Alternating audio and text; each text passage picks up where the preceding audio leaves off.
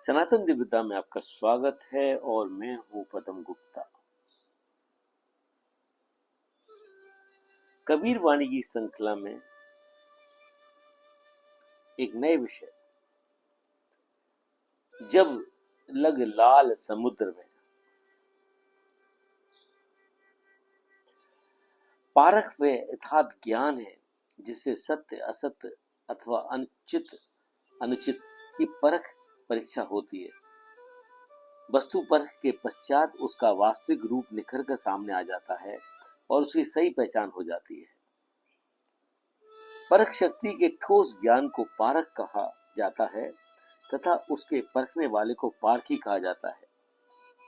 बिना पारख परख के जीवन अज्ञानता के अंधकूप में पड़ा रहता है तथा मन में भी अशांति, भय और भ्रम का कोहरा छाया रहता है।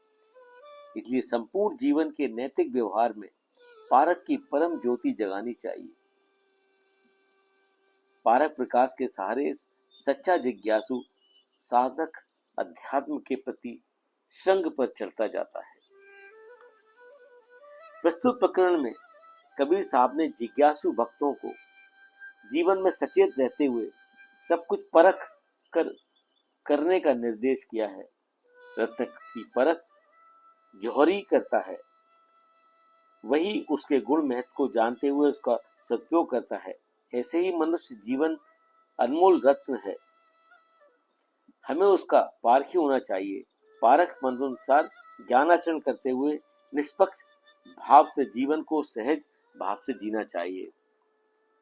कबीर देखी परखी ले, परखी के मुंह खोल, साधु असाधु जान ले, सुन सुन मुख का बोल।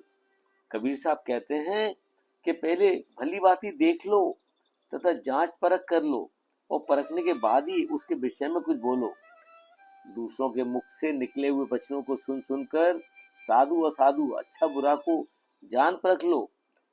साधु का सत्य प्रवचन और असाधु का उजड्डपन बोलने से ही परखा जाएगा। परख कसौटी पर साधु ठहरता है, असाधु नहीं। कबीर देखी परख ले, परखी के मुखा बुलाए, जैसी अंतर होएगी मुख निकसेगी आए।